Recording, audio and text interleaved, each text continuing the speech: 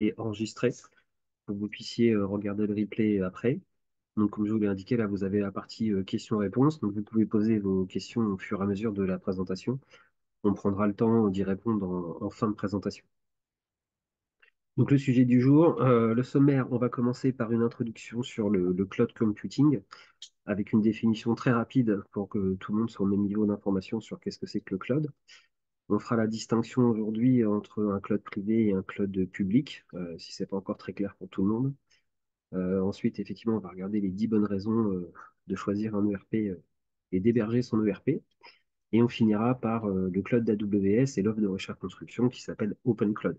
Ok.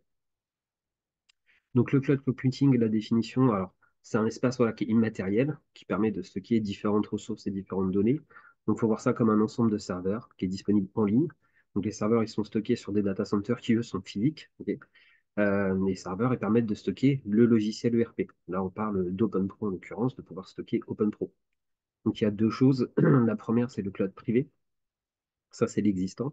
Donc, le cloud privé, c'est un data center avec des machines physiques qui sont présentes ici au siège à Caen. Donc, c'est un environnement cloud qui est spécifique avec un accès qui est entièrement isolé, hein. C'est l'hébergement des applications sur nos propres serveurs, avec les data centers, comme je disais, qui sont dans nos locaux. Et c'est Orisha qui fait l'infogérance, les sauvegardes et les mises à jour. Ok. Je vous ai mis quelques pictos en termes de sécurité. Aujourd'hui, on est à 3 sur une échelle, on va dire, à 5. Ok. Et par rapport à un cloud qui, lui, est plus un cloud public, où je vous ai mis des images de ce qu'on appelle des cloud providers. Donc, c'est des fournisseurs de cloud. Il y en a plusieurs hein, sur le marché. Les plus connus étant Microsoft Azure, Amazon Web Services, qu'on appelle AWS. On y reviendra en fin de présentation. Il y a Google Cloud Platform et IBM Cloud, où là, effectivement, en termes de sécurité, on est au maximum. C'est-à-dire, c'est les meilleures solutions, les plus sécurisées qui existent aujourd'hui sur le marché. La différence, effectivement, c'est que là, les données sont hébergées sur une multitude de serveurs qui sont accessibles par un nombre déterminé d'utilisateurs. Ok. Chacun a un accès dédié et sécurisé avec un login et un mot de passe. C'est ce qu'on appelle les environnements qui sont partionnés et qui sont redistribués entre plusieurs clients. Donc là, on a un volume de données qui est quasiment illimité en termes de sécurité, de sauvegarde et de mise à jour. Là, c'est pareil, c'est considérablement amélioré par rapport à un environnement qui pourrait être sur un cloud privé. Un point sur la partie hébergement des clients pour vous donner quelques informations sur où on en est aujourd'hui chez Orisha Construction. On a 650 clients. Il y en a 420 qui ne sont pas hébergés, 200 qui sont hébergés Orisha. Il y en a une trentaine qui sont hébergés sur AWS. Donc en fait, si vous voulez, aujourd'hui, sur les 200 clients qui sont hébergés sur Orisha, ça veut dire cloud privé. Aujourd'hui, la majorité de nos clients sont encore sur le cloud privé, c'est-à-dire hébergés chez nous sur nos machines. Donc ça, c'est historique, hein, parce qu'on jusqu'à encore au début d'année, la majorité, enfin la totalité, pardon, des clients qui passaient sur l'hébergement étaient hébergés sur la cloud privée. Il y en a 30 qui ont déjà migré sur AWS, donc comme j'ai expliqué juste avant, c'est-à-dire qu'ils sont passés d'un cloud privé à un cloud public, ok. Et il reste 420 clients qui ne sont pas hébergés, ok. Donc effectivement, là, vous l'avez compris vous-même, hein, le but, c'est d'emmener le maximum de clients sur AWS. Donc les clients qui étaient déjà hébergés sur un cloud privé qui passe sur un cloud public, c'est complètement transparent, hein, il n'y a aucun impact. Ils ouvrent OpenPro comme ils ouvraient OpenPro avant. Par contre, nous, on sait que là, il y a un gros investissement qui est fait sur AWS pour pouvoir, comme je l'ai dit juste avant, renforcer la sécurité, améliorer les sauvegardes et les mises à jour. Ok. Donc là, c'est vraiment un objectif sur 2024 et aussi sur 2025 de migrer un maximum de clients sur le cloud AWS. Donc ça veut dire aussi les nouveaux clients aujourd'hui soit des nouveaux clients qui arrivent qui choisissent OpenPro version hébergée, ou des clients qui ne sont pas encore hébergés aujourd'hui et qui choisissent de mettre en place l'hébergement. L'offre OpenCloud qu'on verra en fin de présentation, ils seront directement sur AWS. Okay. On ne passe plus aujourd'hui par le cloud privé. Je dis il y en a encore parce que c'est historique, mais on est en cours de migration de ces clients-là vers le cloud public d'AWS. Donc, je vais vous donner les 10 bonnes raisons d'héberger son ERP. La première, c'est effectivement la réduction des coûts d'infrastructure. Parce que l'investissement de départ il va être plus faible. Au lieu d'acheter un serveur physique, là, on va pouvoir lisser les coûts dans le temps. Ok. Même comptablement, ça ne va pas être dans la même case. Il n'y a pas de ressources qui sont allouées à la gestion de l'infrastructure. Ça, je parle en interne. Vous, en tant que négociant de matériaux, vous n'allez pas avoir besoin de dédier une ou plusieurs ressources à la gestion de la maintenance, aux mises à jour, aux sauvegardes, etc. Et il n'y a pas aussi de niveau de mise à niveau du matériel, hein. Si vous avez un serveur qui est obsolète, peut-être que c'est le cas de certains d'entre vous, quand un serveur qui est en fin de vie, au lieu d'investir dans un nouveau serveur ou de racheter des barrettes de mémoire parce qu'on est arrivé au bout de la capacité du serveur, Là, on est sur la partie, effectivement, réduction des coûts au niveau de l'infrastructure. Ok. Ça, c'est la première. Ensuite, bah, c'est la partie évolutivité pardon, de l'infrastructure, parce que on a la fin des paliers techniques, c'est-à-dire que l'infrastructure, elle s'adapte et elle évolue en fonction des besoins. C'est complètement transparent en termes de capacité de CPU, de mémoire et de montée en charge. Là, c'est Henri-Char avec le cloud AWS qui prend en charge la partie montée en charge, cette partie-là. Et voilà, vous n'avez pas besoin, comme sur un serveur physique, de rajouter de la capacité, de rajouter de la place pour pouvoir l'utiliser. Donc, on a juste les ressources voilà, en fonction des besoins réels. Ok. Ensuite, bah, on a l'accessibilité de l'ERP, puisque là, on a une connexion qui est sécurisée, qui est accessible en mobilité. Ok. Les utilisateurs ils peuvent accéder à l'ERP depuis n'importe où. La plupart des utilisateurs aujourd'hui utilisent OpenPro avec un accès web, c'est-à-dire qu'ils l'ouvrent depuis une page Internet, ce qu'on appelle du R des web. Ça favorise forcément bah, le travail à distance et la mobilité, et du coup, ça augmente aussi la productivité et la réactivité. Ok. Donc là, en termes de sécurité et d'accessibilité, là, on passe un palier sur la partie hébergement. Ensuite, bah, on a l'implémentation pardon, qui est plus rapide. Ok. Donc, c'est une disponibilité immédiate des services. Encore une fois, pas d'installation du logiciel sur les serveurs. La mise en place des sauvegardes, elle est automatique. Peut-être que vous avez l'habitude de le faire aujourd'hui sur un serveur physique, de faire des sauvegardes ou ce qu'on prie OpenPro Backup. Mais vous prenez voilà, peut-être un disque dur externe sur lequel vous sauvegardez vos données. Si c'est bien fait, les données, vous les emmenez chez vous, donc vous les sortez du local. Peut-être aussi pour certains qui ont une DSI qui sont un peu plus structurés, ils font de la redondance. Donc la redondance, il y en a plusieurs, il y a la redondance fonctionnelle, donc des composants techniques, la redondance géographique, c'est-à-dire que vous prenez vos données, vous les sortez du local dans lequel vous êtes, vous les sortez de votre dépôt, et la redondance des données. Donc là, c'est l'ensemble des données qui sont enregistrées en plusieurs exemplaires, hein, donc en miroir ou en parallèle pour ceux à qui ça parle. Donc on a quand même, aujourd'hui, on a vu pas beaucoup de clients qui font la redondance des données. Et forcément, bah, les ressources qui sont mobilisées, elles sont moins importantes, puisque, encore une fois, on ne nécessite pas d'installation et les sauvegardes, elles sont automatiques dessus, sur la partie hébergement. Il y a une autre chose aussi qui est très importante, c'est les mises à jour et les maintenances. Puisque là, la mise à jour, elles sont fréquentes et automatiques. Ok, les mises à jour techniques de sécurité, les services d'infogérance complets, par rapport à une installation qui peut être sur site, où là, effectivement, il faut passer les versions, il faut faire les mises à jour par vous, ou on le fait pour vous dans le cadre d'une prestation, hein, et on assure la sécurité et sauvegarde, c'est assuré par vous-même. Là, typiquement, pour les clients qui ont OpenPro installé sur un serveur local, là, on va, en fin de mois, on va mettre à disposition la version 14 d'OpenPro. Vous allez avoir besoin d'installer la mise à jour. Ok. Donc pour ceux qui savent le faire, ça nécessite de mettre à disposition des ressources, de faire ça en dehors d'un temps de travail, ok. Ou alors de prendre une prestation chez nous. À l'inverse, pour ceux les clients qui sont déjà hébergés, c'est complètement transparent. Ils coupent le vendredi soir ou le samedi midi pour ceux qui travaillent le samedi matin. Nous, on s'occupe de faire les mises à jour le dimanche. Et lundi matin, quand ils reviennent, le logiciel est à jour. D'accord. Là, ce sera le cas dans le cadre des migrations version 14. Voilà, en avril, on fera une prochaine présentation type webinar où on lancera officiellement la version 14 et on lancera aussi officiellement les migrations. C'est-à-dire les clients qui sont hébergés, effectivement, ce seront eux qui auront en priorité la version 14 installée, parce qu'ils vont couper le soir et on leur dira le lundi matin, vous serez à jour. Et ça marche aussi pour les versions intermédiaires, c'est-à-dire tout ce qui est patch et correctif. Là, par exemple, on fait des évolutions sur la REP, on fait des évolutions sur la démat. Voilà, la mise à jour, elle est complètement transparente, en tout cas pour les clients qui sont déjà hébergés. Il y a aussi la partie SQL et Windows Server. C'est-à-dire que sur un serveur physique, vous avez une version d'SQL qui est installée et une version de Windows qui est installée. Vous avez besoin aussi de la mettre à jour, puisque régulièrement, Microsoft met à jour des pages de sécurité ou abandonne des versions. Par exemple, là aujourd'hui, sur un SQL 2016 standard, on sait qu'en juillet 2025, il ne sera plus maintenu par Microsoft. Alors, ça ne veut pas dire que vous ne pourrez plus l'utiliser, mais ça veut dire qu'il n'y aura plus de mise à jour de sécurité et qu'il faudra effectivement reprendre un SQL, reprendre une licence SQL et remettre à jour la version. Ok. Et là, pour le coup, quand on est hébergé, c'est complètement transparent. C'est nous, Richard Construction, qui nous occupons d'avoir un SQL toujours à jour, d'avoir un Windows toujours à jour et d'avoir un OpenPro aussi toujours à jour. Ensuite, eh ben, on a une meilleure performance. Donc là, c'est à tous les niveaux, hein. L'infrastructure haute performance, des centres de données de pointe, la connectivité réseau rapide et une réponse rapide et aussi une haute disponibilité. Là, c'est un point très important puisque je vous parlais en introduction qu'on fait aussi la migration vers AWS, le cloud public, c'est aussi pour avoir ou une disponibilité beaucoup plus forte par rapport à ce qu'on a aujourd'hui dans le cloud privé. Alors, ça fonctionne très bien. La plupart des clients sont très contents de ça, ils l'utilisent depuis des années. Mais là, on passe encore à ce que je disais juste avant, on passe un cap, on améliore encore cette performance-là, puisque là, on va être sur l'environnement dédié AWS, donc cloud public, et là, en termes de rapidité, de connectivité et de haute disponibilité, c'est aujourd'hui inégalable sur le marché. Ensuite, sur la partie support technique, eh ben, on a un monitoring là, qui est aussi très important, puisque c'est constamment surveillé. On a un système de monitoring 24 heures sur 24, 7 jours sur 7. S'il y a une alerte, par exemple, imaginons une sauvegarde qui ne s'est pas bien passée, nous, on est directement alerté et on peut corriger. Si vous êtes sur une infrastructure locale, encore une fois, c'est à vous de veiller, c'est à vous de vérifier que vos sauvegardes sont bien faites. Ce n'est pas du tout le cas sur un client qui est hébergé, c'est transparent pour lui.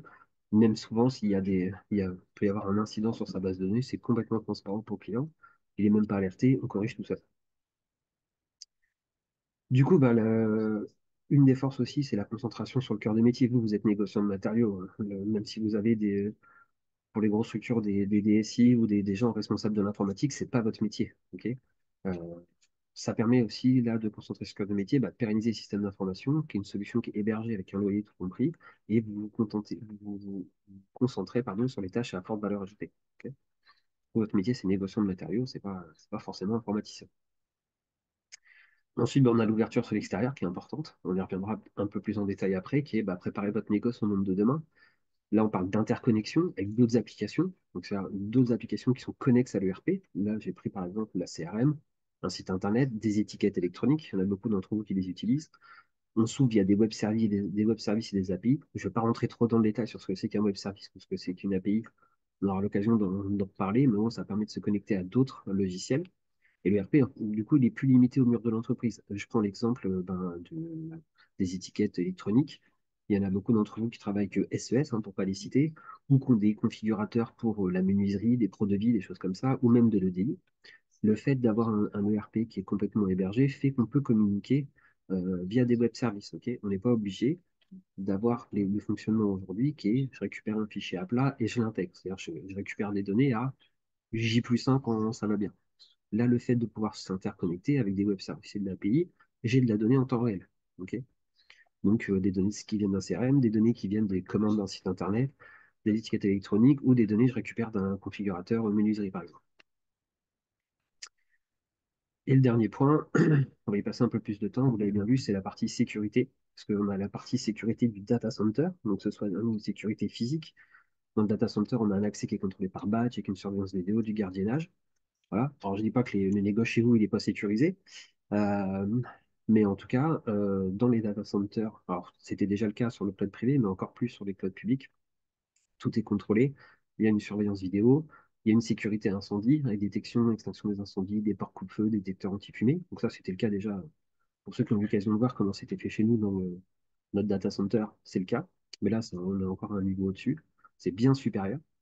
Il y a la sécurité électrique, ok, double alimentation électrique, des onduleurs, des groupes électrogènes, une salle réseau jumelle pour prendre le relais, voilà, comment c'est configuré aujourd'hui. Il y a la sécurité aussi logicielle, on l'a vu juste avant, les sauvegardes et les mises en place plusieurs fois par jour, qui sont stockées dans un autre data center. Ça, c'est important, c'est-à-dire que les bases sont répliquées dans un autre data center. Donc là, tout ça pour vous dire qu'on est sur un niveau de protection qui est bien supérieur à ce que la plupart des entreprises aujourd'hui peuvent se permettre. Ok. Les fournisseurs de cloud, ils mettent en place des mesures de sécurité qui sont vraiment avancées, avec des sauvegardes régulières pour protéger les données. Il y a des normes pour ceux à qui ça parle, la norme ISO 27001. Voilà, on a aujourd'hui malheureusement plusieurs exemples de clients qui ont été cryptoloqués, qui ont été bloqués. Ça, c'est impossible sur un cloud public, hein. Concrètement, si on a une attaque, ou même imaginons la machine est cryptoloquée, c'est pas compliqué, on kill la machine et on en remonte une autre à côté assez rapidement. En termes de reprise d'exploitation, pour repartir, c'est quelques heures maximum. Ok. Au pire, on perd une sauvegarde, la dernière sauvegarde qui est 1 heure, qui a été faite 1 heure avant, et on repart. Ok. Malheureusement, on a des clients aujourd'hui qui sont sur une infrastructure locale, qui ont été cryptoloqués et qui n'ont pas été capables de redémarrer, en tout cas pas du tout rapidement. Et qu'en plus, qui ont perdu des données. Ok. Voilà, c'est tout ça pour dire que aujourd'hui, l'infrastructure locale, elle est souvent, malheureusement, trop exposée, avec avec des trous de sécurité. Donc, on va rentrer dans le détail de pourquoi le choix de AWS, donc Amazon Web Service, parmi tous les cloud providers qu'on a vus en introduction. Donc, c'est le leader, hein, ça, concrètement. Euh, c'est un environnement qui est aujourd'hui le plus flexible et le plus sécurisé à ce jour. Ok. Aujourd'hui, c'est 17 ans d'expérience pour des millions d'utilisateurs. Pour ceux que ça intéresse, je vous laisserai aller voir sur le site de AWS quelles sont leurs références. Et aussi, on a une bibliothèque de services. Il y a 165 services aujourd'hui. Alors pourquoi les services sont importants? Quand on va faire du développement, nous, chez la construction, on peut se baser sur les services de Amazon. Il y a 165 services qui sont disponibles. Alors, ils ne nous intéressent pas tous, mais il y en a plusieurs. Bah, ça peut être des services de calcul, des services de stockage, de base de données, de migration, de mise en réseau, de diffusion de contenu, des outils d'intelligence artificielle, des outils de BI, de messagerie, d'Internet des objets. Enfin, il y a un ensemble d'applications qui sont disponibles dans la bibliothèque d'Amazon qu'on utilise, nous, déjà, pour développer. Euh, alors, on a plusieurs axes, je vais vous les montrer. Alors, c'est un petit peu en avance de phase, hein, mais je voulais quand même vous en parler aujourd'hui. Les sujets sur lesquels on travaille avec les outils AWS. Il y a l'IA, forcément, l'intelligence artificielle. Ça peut être des exemples très simples hein, pour faire des commandes prédictives auprès des fournisseurs. Ça peut être la mise en place d'un chatbot. Ok. On a la partie BI, donc là, pour faire tout ce qui est reporting et tableau de bord. Et on a la partie stockage de documents avec une gestion documentaire des fiches produits et techniques. Concrètement, là, on a déjà commencé à travailler sur ces trois axes. Il y en a un qui est un peu plus avancé que les autres, c'est la partie stockage de documents. Ok. Donc, on va appeler ça une GED. C'est plus de voilà, stockage de documents, comme les clients, pour ceux qui l'utilisent déjà, par exemple, un OneDrive, pour stocker des documents, par exemple, à l'ouverture d'un compte client, pour partager des documents. Je vais vous montrer un exemple. Le stockage de documents, ça ressemble à ça aujourd'hui. Alors effectivement, c'est reskiné. Hein, pour ceux qui avaient encore assisté au dernier webinaire, ils ont vu qu'on travaillait aussi sur la refonte des écrans d'OpenPro. Donc là, ce sont les futurs écrans d'OpenPro. Je réponds tout de suite à la question, ne me demandez pas quand est-ce que seront disponibles ces écrans-là. Je ne sais pas encore. C'est quand on les aura tous fait. Pardon. Donc là, typiquement, c'est un tableau de bord. Donc là, j'arrive sur ce tableau de bord-là et je récupère l'ensemble des documents. Donc ça peut être comme ici des accusés de réception, ça peut être de la fiche technique, des fiches produits, des notices, ça peut être un lien directement avec le site internet pour ceux qui font des ventes sur le web. Euh, voilà à quoi ressemble cet outil-là. Alors il n'est pas fonctionnel, là, j'ai quelques écrans juste à vous montrer, mais tout ça pour vous dire que les outils d'AWS nous permettent aussi de travailler plus vite, plus rapidement, de développer des écrans aussi plus rapidement en termes de capacité de développement et de temps de développement, on est plus rapide. Et ça, c'est le premier outil qui sera disponible pour les clients qui seront sur AWS. On va terminer par Open Cloud. Donc l'offre aujourd'hui de chez la construction, qu'est-ce que c'est? Ben, c'est un abonnement à l'utilisateur où il y a l'assistance et la maintenance, le droit d'accès au logiciel, les mises à jour, les sauvegardes et la supervision. C'est tous les éléments qu'on a vus, hein, les 10 éléments qu'on a vus. On a monté une offre aujourd'hui. Alors, il y a quelques clients qui l'ont déjà, hein, l'offre Open Cloud. C'est OpenPro hébergé sur AWS. Et donc là, c'est vraiment un abonnement unique dans lequel il y a tout le temps l'assistance, la maintenance, le droit d'accès, les montées de version, les mises à jour et les sauvegardes. Et donc, comme on l'a dit juste avant, là, c'est cette partie-là aujourd'hui qui est supervisée par le service technique 7 jours sur 7, 24 heures sur 24. Pour résumer, les avantages de l'hébergement, les coûts sont maîtrisés, pas de type d'investissement serveur. Hein. Si votre serveur il est en fin de vie, pas besoin de réinvestir dans un nouveau serveur physique, pas de ressources informatiques à allouer. L'abonnement, comme on l'a vu juste avant, c'est un abonnement mensuel par utilisateur. On facilite les maintenances et les mises à jour, forcément, maintenance des systèmes, évolution du serveur, donc les serveurs qui sont hébergés, les montées de version d'OpenPro qui sont forcément facilitées, comme je disais juste avant. Pas besoin de prendre une prestation ou de couper, c'est-à-dire de faire la mise à jour en dehors des heures du travail. Hein. Vous coupez le soir, vous revenez le lendemain ou vous coupez le soir, vous revenez le lundi, vous êtes à jour. On a une sécurité qui est renforcée. Comme on l'a dit en introduction, c'est un environnement qui est dédié en termes de qualité d'infrastructure, au niveau de sécurité, et là on est sur un niveau optimal. On a la tranquillité, les données critiques, elles sont en sécurité, meilleure flexibilité en cas d'évolution de votre entreprise, hein, je parle de votre négoce. Vous avez des nouveaux utilisateurs qui arrivent, des nouveaux collaborateurs que vous embauchez. On peut déployer des nouvelles licences beaucoup plus facilement que si on avait à les installer sur une infrastructure locale. La sauvegarde, forcément, des données, elle est assurée dessus. En termes de performance, bah, on l'a vu, les mises à jour elles sont constantes, que ce soit les composants d'infrastructure ou selon vos besoins. Et pour terminer, bah, l'assistance, comme on l'a dit juste avant, monitoring, service technique réactif et monitoring et surveillance constante. Voilà ce que j'ai à vous présenter. Je vois qu'il y a déjà des questions. Vous parlez de performance. Ouais, quoi qu'il arrive,